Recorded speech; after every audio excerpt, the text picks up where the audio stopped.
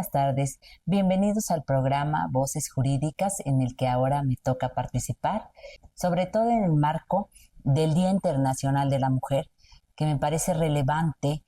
que podamos expresar nuestra vivencia personal en el campo jurídico. En ese sentido, quiero iniciar señalando mi trayectoria profesional y mi vivencia respecto de la discriminación de la mujer en el ámbito jurídico y en el ámbito profesional jurídico. Así quiero iniciar señalando mi experiencia respecto de terminada la preparación universitaria. Me inicié trabajando en 2 bufetes jurídicos o despachos jurídicos, si quieren llamarlo, en los que, además de pretender consolidar mis conocimientos dentro de la preparación universitaria, me fui percatando de que para hombres y para mujeres no era igual la percepción. Era distinta y era difícil también abrirse camino en esta profesión. En ese sentido, para los hombres era suficiente que tuvieran un título universitario para poder tener la percepción de que tenían el conocimiento, la capacidad y la seriedad de enfrentar un litigio y poder representar alguna parte en ese litigio, siendo que para las mujeres eso no era suficiente. Necesitábamos demostrar fehacientemente que teníamos el conocimiento y la capacidad, sobre todo, de poder enfrentar un juicio. En ese sentido, no era solo la percepción, digamos, de los superiores o del dueño del despacho, sino también de los clientes, porque muchas veces al haber sido designada yo como su representante o como su asesora jurídica, pues los propios clientes partían de la idea de que no éramos capaces de defender esos derechos que quisieran defender en un juicio, ¿no? Entonces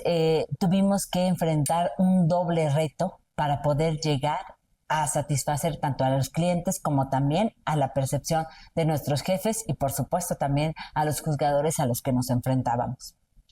Después de advertir que mi vocación era más bien jurisdiccional, me acerqué un poco más al Poder Judicial de la Federación y, aún trabajando en un último bufete jurídico, solicité ingresar a la Suprema Corte de Justicia de la Nación, pues era un anhelo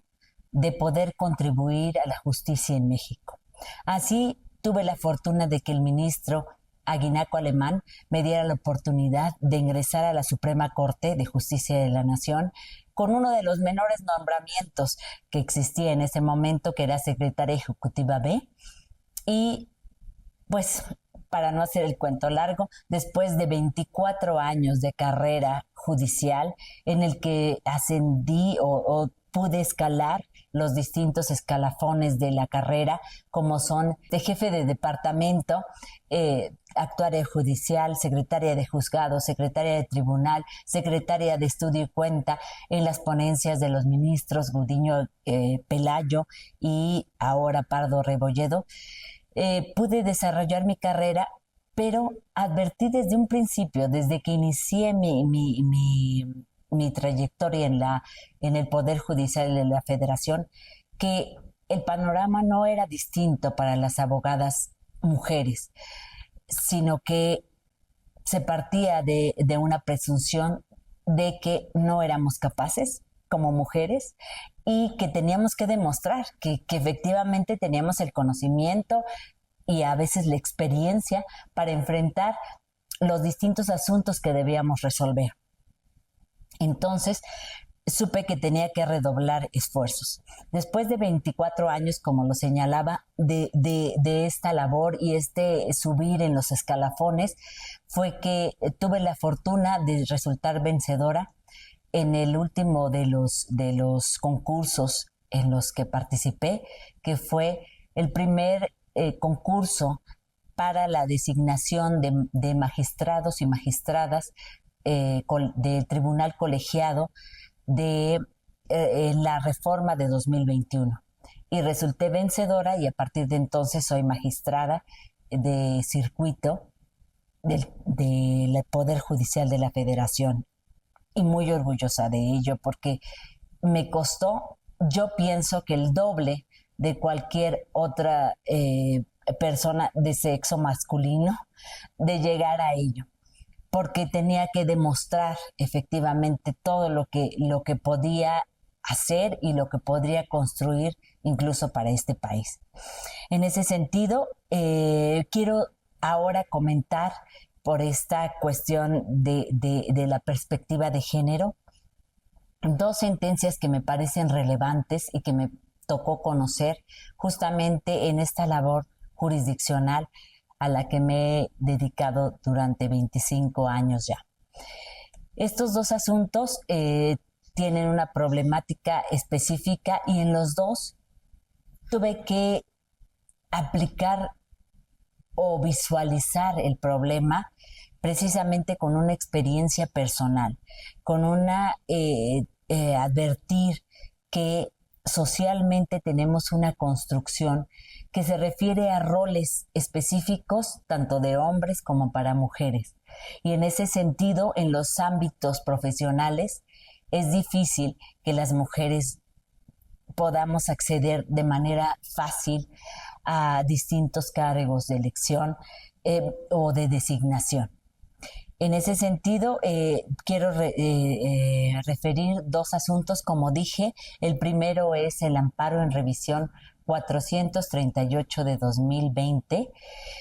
el que fue resuelto por unanimidad de votos de la primera sala. Este asunto inicia por una solicitud de amparo de una madre respecto de la negativa para poder abortar a la concepción que tenía su hija, que tenía entonces un problema de discapacidad profunda y tenía un problema de haber sido víctima de violación. En ese sentido, la madre era la que proveía a esta persona de todos los cuidados y todo lo que necesitaba, porque ella no podía ni siquiera satisfacer sus necesidades primarias. Entonces necesitaba el apoyo y era la madre o la abuela.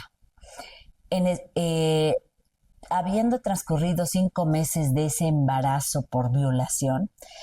la menor en ese entonces presentó convulsiones. La abuela que estaba a su cuidado la llevó a la clínica del sector público al que tenían acceso y le informaron a la abuela y también a la madre que tenía 5 meses de embarazo. En ese momento la madre, obviamente con una situación totalmente desgarradora, le pidió a las autoridades que la menor con este problema de discapacidad profunda pudiera abortar a ese ser que no había concebido de manera libre, autónoma y consentida, digamos. Pero las autoridades estatales del estado de Chiapas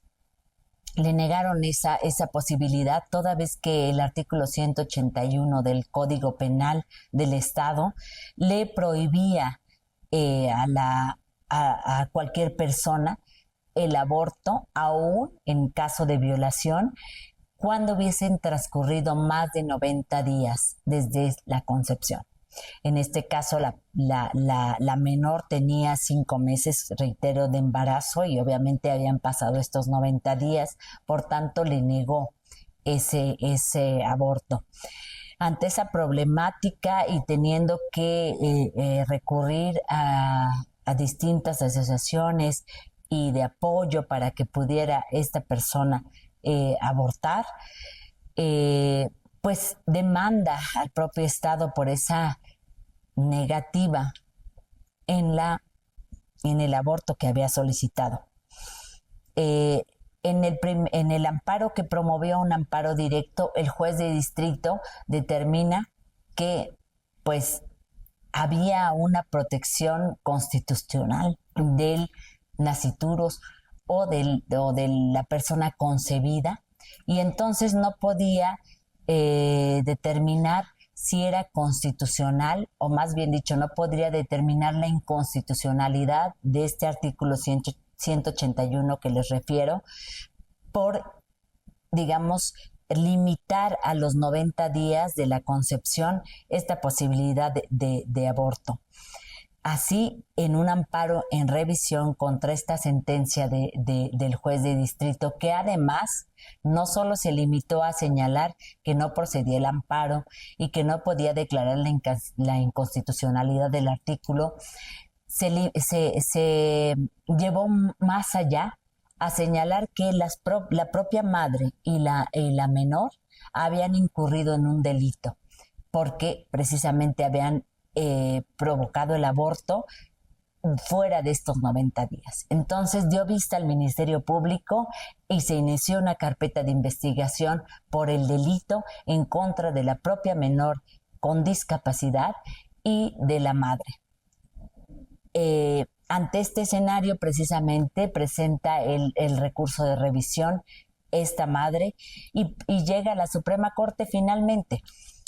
Y me toca a mí analizarlo. Con esta idea de la discriminación estructural que ya les platicaba contra la mujer, yo platiqué en el ámbito profesional, pero evidentemente está permeado también en el ámbito personal, obviamente, y en el ámbito familiar sobre todo. Analicé este asunto y advertí que tenía que revocarse esa sentencia. En ese sentido, en la mesa en la que tengo fortuna de trabajar con abogados brillantes también, hicimos acopio de distintas doctrinas dentro de la propia Suprema Corte, entre ellas y destacadamente la perspectiva de género, que es una metodología para advertir y visualizar la problemática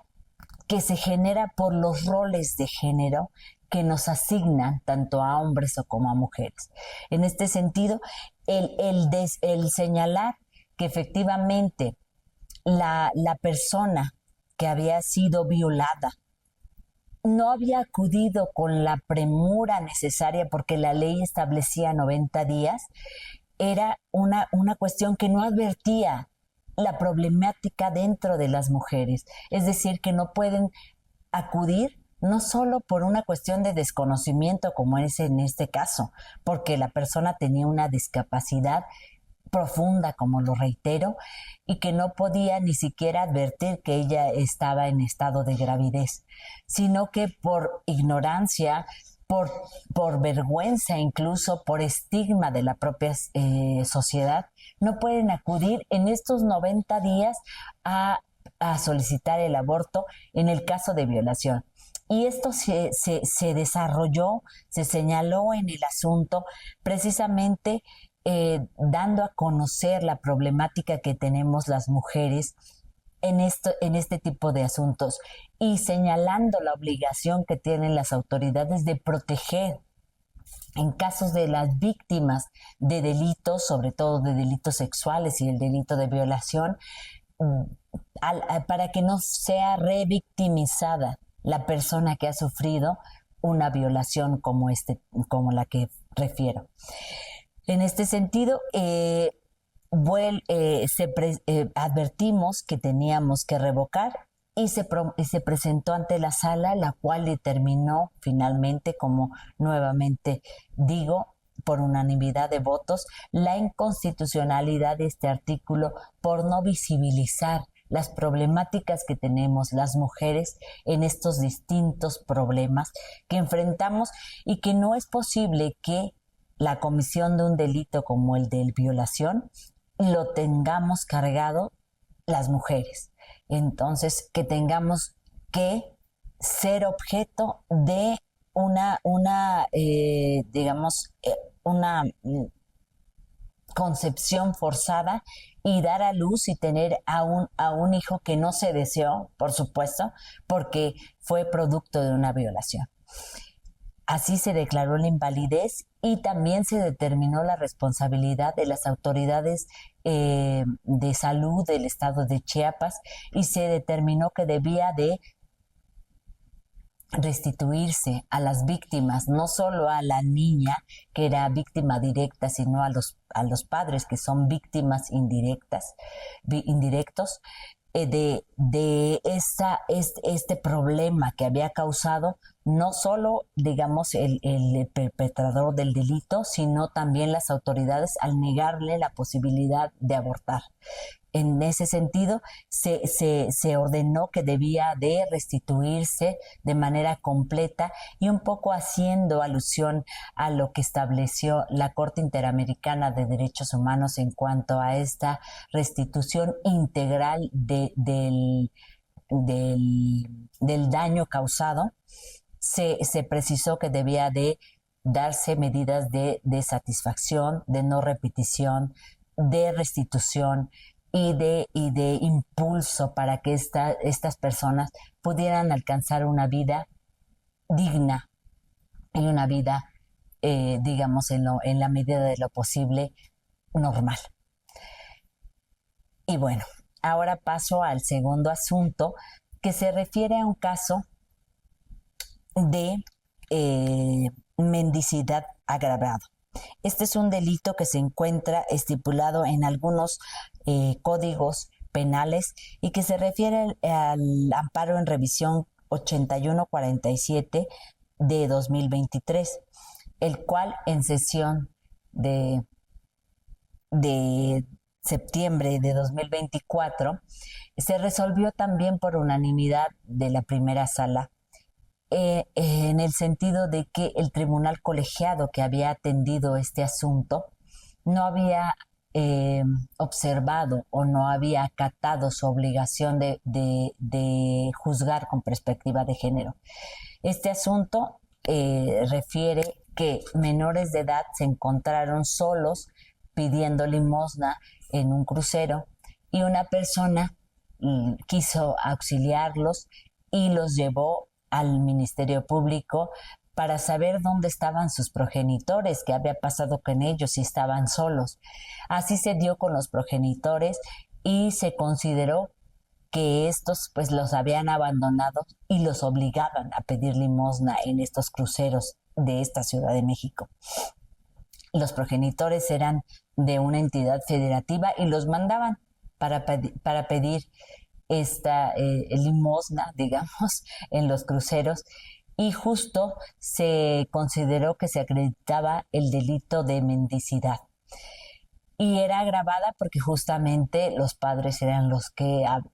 obligaban a los menores. Sin embargo, en el transcurso del asunto se probó que una de las madres de estos menores pues realmente también era víctima de violencia por parte del padre y que le obligaba a su vez a que obligara a su hijo a esta práctica de pedir limosna, pero todo el dinero recaudado, y esto por declaración del propio menor, todo el dinero se le entregaba al padre, el cual golpeaba a la madre y golpeaba al hijo. Sin embargo, los juzgadores no advirtieron esta cuestión de la violencia que sufría también la madre. Si bien es cierto que tenía la obligación de proteger en mayor medida al menor, realmente si sufría violencia no era posible juzgarla con el mismo rasero que se juzgaba al propio progenitor.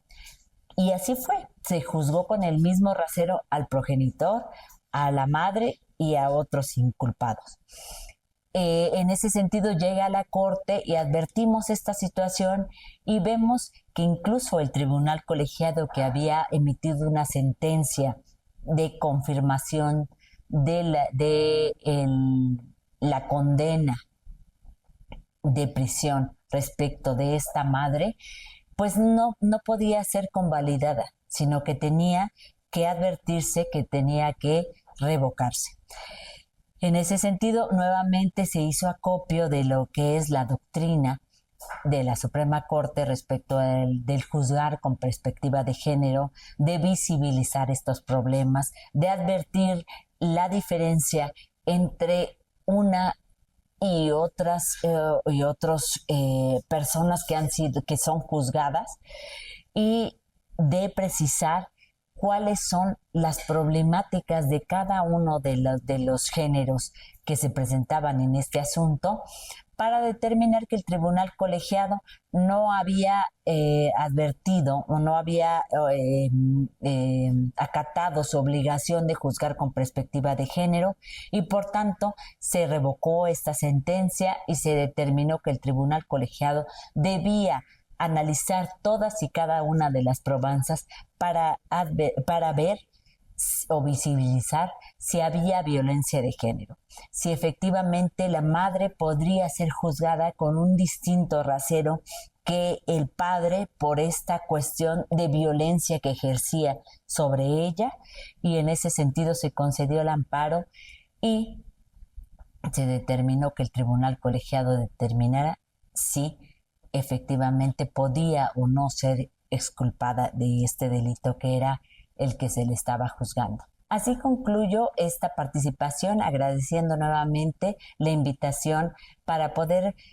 compartirles un poco de mi experiencia personal en esta problemática social que se genera respecto de los roles que se asignan a cada uno de los géneros en este país. Gracias y hasta luego.